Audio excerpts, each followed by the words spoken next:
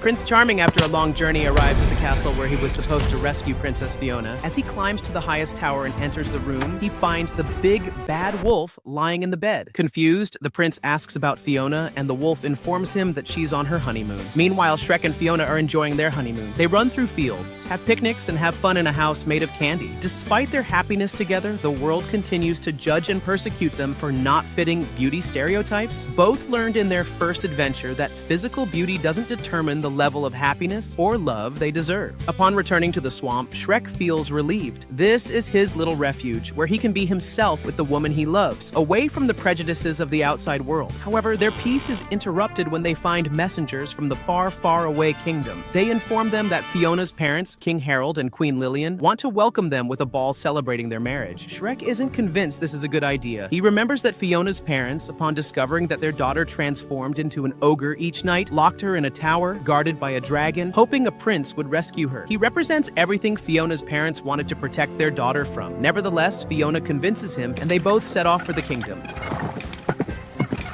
Are we there yet? Hey, are we there yet? Are we there yet? Are we there yet? Are we there yet? No! Upon arrival, villagers follow them to the castle. King Harold and Queen Lillian wait at the entrance, but seeing Shrek and Fiona step out of the carriage as ogres, panic is evident on Harold's face. During dinner, the tension is obvious. The Queen tries to be kind by asking Shrek where they live, and although he tries to make the swamp sound elegant, Donkey reveals the truth. This triggers an argument between Shrek and Harold that gets out of hand. Fiona, upset, leaves the room and takes refuge in her bedroom, where she cries on the balcony. One of her tears falls and her fairy godmother appears. Seeing Fiona in her ogre form, she's surprised and offers to transform her, reduce her hips, eliminate her cellulite, apply makeup, and dress her in luxurious outfits to attract a handsome prince. Fiona rejects the offer, leaving the fairy godmother perplexed. At that moment, Shrek enters, and Fiona introduces them. The fairy godmother is shocked to learn that Shrek is Fiona's husband. Before leaving, she hands Shrek a business card, which he snatches. Later, Fiona and Shrek argue. She reproaches him for not even trying to get along with her parents, while he responds that they were the ones who treated him badly from the start. The argument culminates with Shrek saying, "I've got news for you. Whether your parents like it or not, I'm an ogre, and that's not going to change," before roaring at Fiona's little dog. This scene illustrates how family tensions can affect a couple. Shrek, with his insecurities, feels judged and adopts defensive attitudes. And Fiona is caught between her family and the man she loves. Meanwhile, the fairy godmother takes Harold away in her flying carriage and reproaches him that her son, Prince Charming, made a long and dangerous journey, only to discover that Fiona is married to an ogre. She reminds him they made a deal and forces him to promise that their children will marry, making it clear she has some kind of power over him. Harold goes to a bar and asks how to get rid of an ogre. He ends up contacting Puss in Boots, whom he pays to eliminate Shrek. That night, Shrek can't sleep. He's in Fiona's old room, surrounded by childhood memories suggesting she longed for a traditional Prince Charming. He discovers an old diary where she expressed that desire, which intensifies his doubts. Despite knowing Fiona loves him, he compares himself to that old standard and feels inadequate. His love for her is so great that he considers changing his ogre identity to avoid being an obstacle to her happiness. Harold knocks on his door, apologizes for his behavior during dinner, and proposes they go hunting together the next day. Shrek accepts, thinking it will make Fiona happy. The next day, while walking through the forest looking for Harold, Shrek and Donkey encounter Puss in Boots.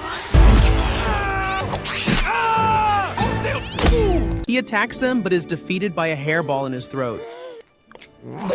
When Shrek captures him, Puss confesses he was hired by the king to get rid of him. Hearing this, Shrek becomes sad and thinks that perhaps Fiona would be better off with a Prince Charming. He expresses that if he could change, he would, just to make her happy. He uses his tears to activate the fairy godmother's card, which shows them the location of her office. They decide to go there, allowing Puss to join them. Fiona wakes up and doesn't find Shrek. She discovers her old diary and realizes her husband read it. She looks for her father to ask if he knows where Shrek is. Harold tries to avoid her, but she confronts him. Her father admits he's not happy with her marriage and says, "What did you expect? Look what he did to you." This hurts Fiona, who responds, "Shrek loves me for who I am, and that should make you happy." Her father insists he only wants what's best for her. This conversation represents the struggle between pleasing family expectations and being authentic. Fiona challenges her father's image of an ideal partner, not only out of love, but also for personal growth. Meanwhile, Shrek, Donkey, and Puss arrive at the fairy godmother's potion factory, which turns out to be an enormous industrial complex. They sneak in and confront the fairy godmother, godmother in her office. Shrek tells her Fiona isn't happy, to which she responds by reviewing traditional fairy tales. Cinderella, no ogres. Snow White, no ogres. Sleeping Beauty, no ogres. See, ogres don't live happily ever after. The fairy godmother personifies the beauty industry that imposes unattainable standards and sells the idea that only the physically attractive deserve happiness. Shrek and his friends decide to steal a potion called Happily Ever After. After a chase, they manage to escape the factory with the potion.